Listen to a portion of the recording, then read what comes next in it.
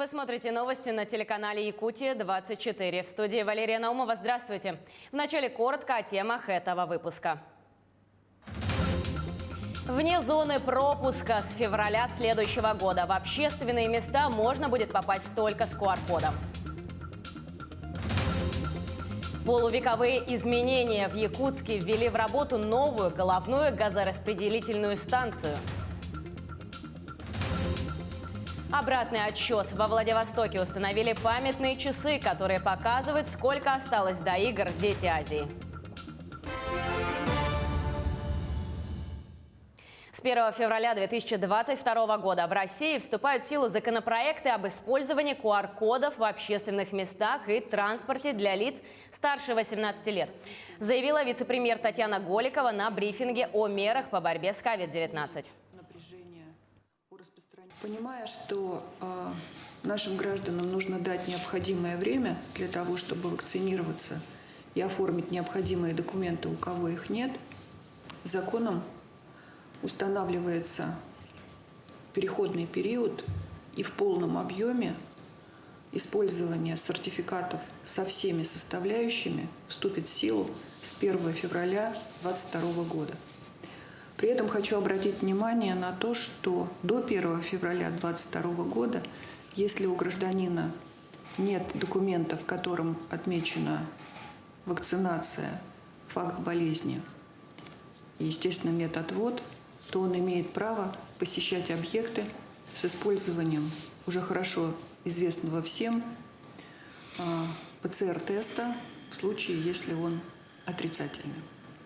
Вице-премьер отметила, что с февраля QR-коды потребуются для посещения массовых и других мероприятий, организации культуры, общественного питания, розничной торговли и ряда других, которые расположены на территории конкретного субъекта. Документы не потребуются для входа в продовольственные магазины и аптеки. Кроме того, законопроект о QR-кодах в общественном транспорте затронет междугородные и международные перевозки на железнодорожном и авиатранспорте. Отметим, данные нововведения пока не коснутся детей и подростков до 18 лет. Закон никоим образом не затрагивает детей и подростков. Вы знаете, что в Российской Федерации пока не принято решение о вакцинации детского населения. Вакцинация начинается с 18 лет. И поэтому все регулирование, которое здесь отражено, направлено на граждан старше 18 лет. Перейдем к эпидобстановке. За последние сутки на территории республики выявлено 288 новых случаев коронавирусной инфекции.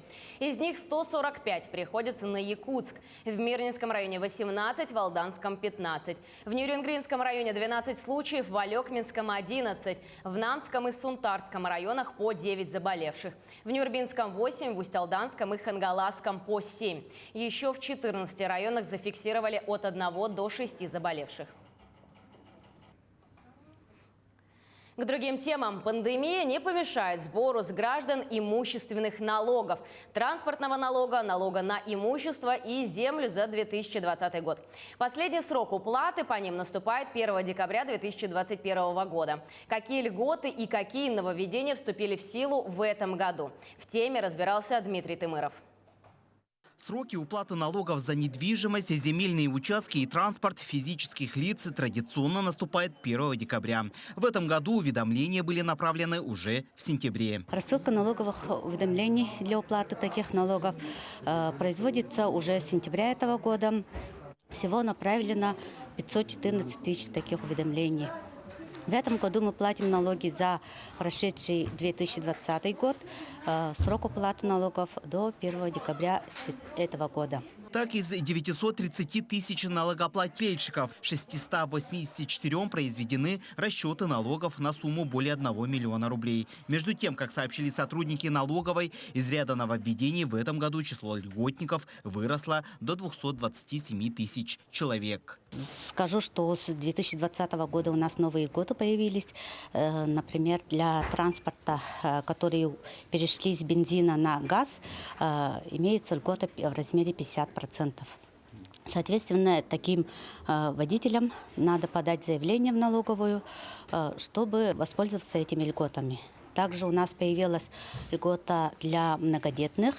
Они освобождены на одно транспортное средство. Ну, как мы все знаем, обычно транспорт на родителя отца, да, поэтому заявление нужно подавать отцу, родителю, чтобы воспользоваться данной льготой. А эта льгота освобождает 100% на один транспорт. Сотрудники налоговой инспекции просят граждан обращаться в налоговые службы удаленно через официальный сайт инспекции или же через мобильное приложение «Налоги ФЛ». Но несмотря на это, сегодня горожане все же посещают налоговую инспекцию. Выплатить налоги теперь можно по QR-кодам и штрих-кодам, указанным в налоговых уведомлениях. В них зашифрованы все необходимые для этого реквизиты. Не обязательно ходить в инспекцию и отстаивать очередь. Сотрудники налоговой службы еще раз напоминают, что в связи с пандемией все операции и прием граждан осуществляется только удаленно. В случае улучшения эпидситуации, возможно, налоговая служба, расположенная на 202-м микрорайоне, начнет прием граждан очно уже со следующей недели с учетом всех эпидемиологических требований. Дмитрий Тымыров, Иван Яковлев, Павел Пахомов, Якутск. В Якутске ввели в работу новую головную газораспределительную станцию. Новый объект заменит устаревший, построенный в 1967 году. Станция имеет производительность 300 кубометров в час. Тем самым решится вопрос дефицита газа в столице республики и пригородах. На открытие была наша съемочная группа.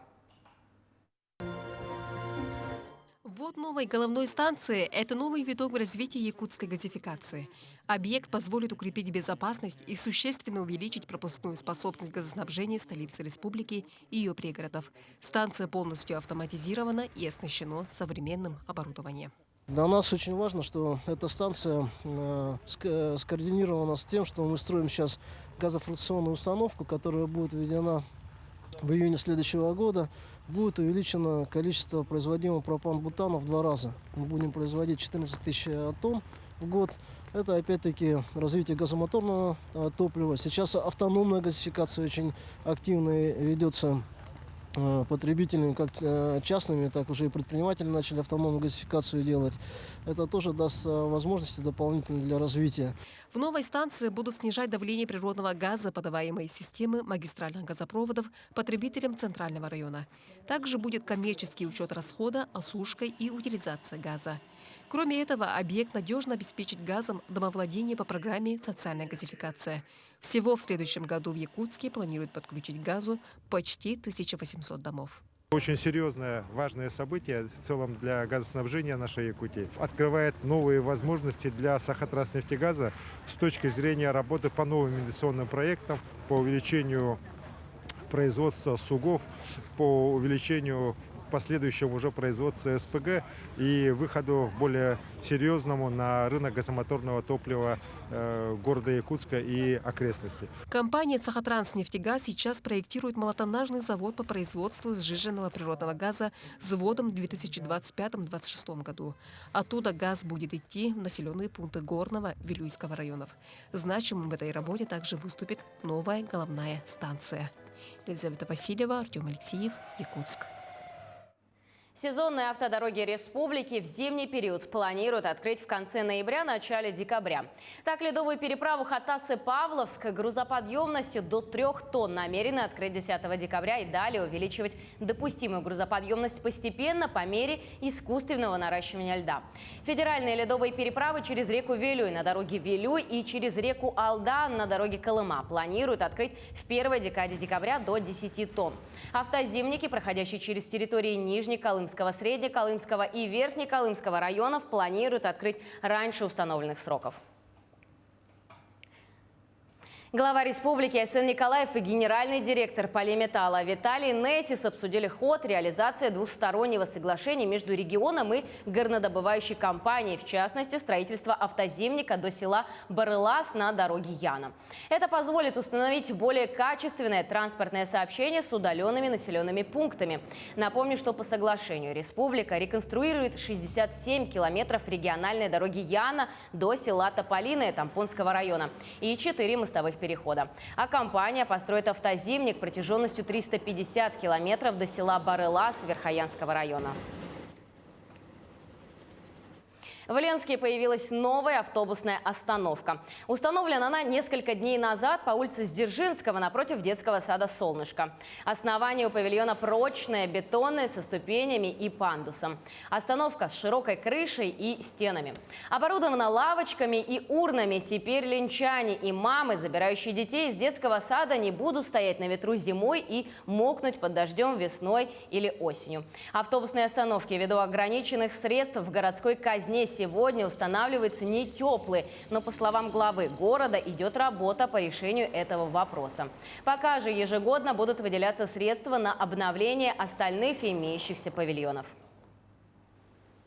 Мы планируем, что в течение, скажем, ближайших 4-5 лет мы эту работу будем продолжать, потому что сегодня, скажем так, у нас очень мало остановочных павильонов в городе, да, и при установке павильонов мы учитываем, скажем, цветовую, да, гамму, потому что, скажем, возле Транснефти мы ставили у них, как правило, их цвета это сине-белые, то есть вот остановка у нас такая, да, под их цвет сделана. Напротив, по улице Дзержинского, напротив детского сада «Солнышко», да, «Солнышко» у нас выполнено в желтых тонах, поэтому остановку мы решили сделать в желтых тонах. То есть, учитываем те нюансы, чтобы она смотрелась, чтобы это было приятно глазу.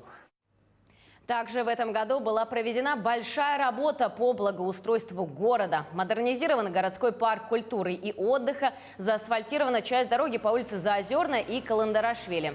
Произведена замена уличного освещения по нескольким улицам и оборудованы мусорные площадки. В следующем году начнется работа по благоустройству дворовых территорий и рассматривается вопрос строительства автомобильных стоянок. Стелу с часами обратного отсчета до начала 7-х международных спортивных игр «Дети Азии» открыли на центральной площади Владивостока. Памятный знак, который показывает, сколько до соревнований осталось дней, установили у монумента борцам за власть Советов. Церемония стала завершающим мероприятием программы визита руководителей спортивных делегаций всех стран-участниц. Напомним, 7-е «Дети Азии» должны были состояться еще в 2020 году, но из-за пандемии коронавируса их перенесли на 2022 год. Во Владивостоке с 27 июля по 8 августа будут разыграны медали по 17 основным и 2 дополнительным видам спорта.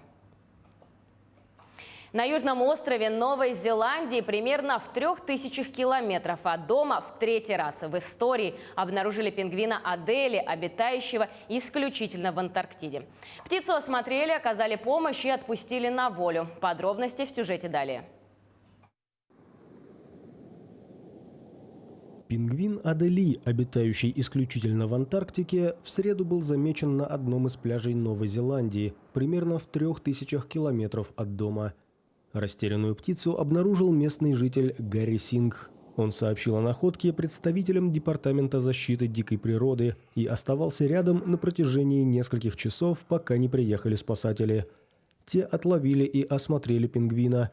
По их словам, он был немного обезвожен и имел небольшую нехватку в весе. Птице была оказана необходимая помощь и обеспечена пища. 2 дня спустя ее выпустили на волю в районе бухты Магнет-Бэй в центральной части Южного острова. Пингвин Адели – один из самых распространенных видов пингвинов. Эти птицы обитают в Антарктике и крайне редко встречаются севернее 60 градусов южной широты. За всю историю это лишь 3-й задокументированный случай, когда представителей этого вида видели в Новой Зеландии. К этому часу это все новости. Оставайтесь с нами.